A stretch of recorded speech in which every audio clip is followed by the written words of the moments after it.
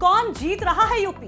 सबसे सटीक exit poll 7 मार्च शाम 6 बजे से लगातार सिर्फ यूपी तक पर। भारत के झंडे की सुरक्षा में ये बस उन विद्यार्थियों को लेकर आई है जो अब सीधे सुचावा एयरपोर्ट, जो हमारे पीछे है, ये है सुचावा एयरपोर्ट, यहाँ से सीधे भारत की फ्लाइट पकड़ने वाले हैं। और अभी तक यहाँ से जो रोमानिया और यूक्रेनियन बॉर्डर से इन लोगों को पहले ब्यूकारेस्ट जाना पड़ता था, लेकिन अब सीधे यहाँ की फ्लाइट पकड़ रहे हैं। और ये कहना बिल्कुल वाजिब होगा कि बहुत ही एक्साइटेड हैं, बहुत खुश हैं।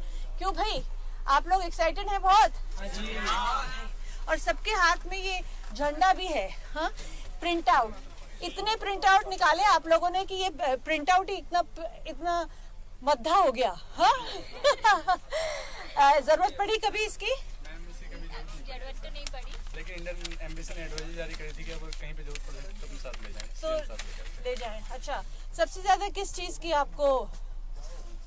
सबसे ज्यादा किस चीज की जरूरत पड़ी हमको? नहीं, सबसे ज्यादा किस चीज की अब आपको उत्सुकता है? सबसे ज्यादा हमको घर जाना है और सबसे पहले अपने घर वालों से बात करना है, क्योंकि घर वाले हमारे बहुत परेशान है हमें लेकर। डेली 50-50 कॉल कर रहे हैं सुबह से शाम तक, तो उन्हीं सबसे पहले मिलना है, उनसे बात करना ही है। हाँ। पोलैंड बॉर्डर में बहुत ज्यादा प्रॉब्लम हुई है। बच्चे वापस आए हैं वहाँ से चल के, उनको 40 किलोमीटर इतना चलना पड़ा। खुद चल के आया हूँ, 40-50 किलोमीटर चल के आया हूँ। पोलैंड बॉर्डर गया था पहले, तो वहाँ से चल के पहले गए थे, फिर वापस भी चल के आना पड़ा। हाँ, क्योंकि वहाँ आपको अंदर जाने से मना कर दिया? नहीं, उधर नहीं क्रॉस हो रहे थे, फिर बाद में अब हो रहे हैं क्रॉस। अच्छा, तो वहाँ शुरुआत में आपको मना कर दिया था? क्या यूक्रेनियन लोगों ने मना कर दिया? जी, यूक्रेनियन जाने नहीं दे रहे थे अंदर। क्या कह रहे थे? मतलब एंट्री नहीं दे रहे थे, वो यूक्रेनियन को दे रहे थे पहले एंट्री। अच्छा जी। तो फिर पोलिश बॉर्डर से आप कितना लंबा चढ़ के आए दूसरी? वहाँ से 35 किलोमीटर पैदल चल के वहाँ तक पहुँचे, उसके बाद 15 किलोमीटर वापस आना पड़ा, उसके बाद कैब से आए हम लवीव तक। एक मिनट, तो पोलैंड बॉर्डर से 35 किलोमीटर चल के आप, नहीं, पोलिश बॉर्डर आप 35 किलोमीटर चल के पहुँचे, और फिर आपको 15 किलोमीटर रोमानियन बॉर्डर? नहीं, वहाँ से वापस आए थे तो लवीव के लिए, मतलब फिर लवीव से तो बस आई थी डायरेक्ट यहाँ तक। अच्छा, रोमानिया बॉर्डर के लिए। तो आप पोलैंड बॉर्डर से नहीं चढ़ पाए क्योंकि आपको चढ़ने नहीं दिया गया।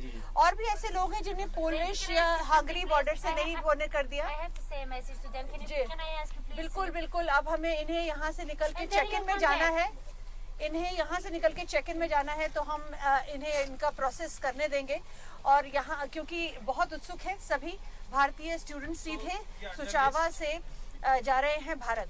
Hip hip hip hip hip hip. जंग बहुत तेजी से आगे बढ़ रही है। इस समय जहां हम हैं, ये कीव के बिल्कुल बाहरी चेकपोस्ट का इलाका है, और ठीक मेरे पीछे यहाँ पर यहाँ की सेना तैनात है जो इस जगह को बचाने का प्रयास कर रही है। आप मेरे पीछे ये गोलों की आवाज भी सुन सकते हैं। अब ये मिसाइल फायर नहीं, ये रॉकेट फायर और तोपखाने का ये फायर है, यानी रूस की सेना अब आगे बढ़ती आ रही है। अब ये जो फायरिंग हो रही है, मिसाइल फायर, ये रूस की सीमा से नहीं, ये यूक्रेन की सीमा के अंदर से कुछ जगहों को निशाना बनाया जा रहा है, जहां पर यूक्रेन की सेना इस शहर के बचाव के लिए बड़ी संख्या में तैनात है। दो बड़ी चीजें इस समय हो रही हैं। एक, आर्टिलरी राउंड शुरू हो गए हैं मिसाइल राउंड्स के साथ साथ, और दूसरा अंदेशा यह हो रहा है कि बड़े तरीके से एयर अटैक्स कीव पे किए जाएंगे, यानी हवा से जमीन पर वार और दूसरी तरफ मिसाइलों से वार और अब तोपखाने का वार। ये जो बार बार रुक के गोलों की आवाज सुनाई देती है, ये दर्शाता है कि अब ये लड़ाई राजधानी के अंदर आती जा रही है। अब ये सीमित नहीं है किसी सीमावर्ती इलाके में।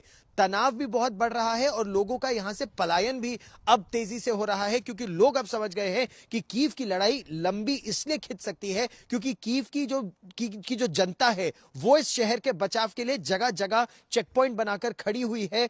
अब देखना यह होगा कि रूस की भारी बमबारी के बीच वो कितने अपने देश की और अब अपने शहर की सुरक्षा कर सकते हैं। देखिए, एक धमाका और अभी सुनाई दिया, तो यह दर्शाता है कि किस तरह से, और ये जो रंबलिंग सी आवाज आ रही है, मतलब गड़गड़ाती हुई जो फायरिंग आती है और उसके बाद धड़ से वो गोला गिरता है, तो ये अब यहां इस इलाके में और बढ़ता जा रहा है।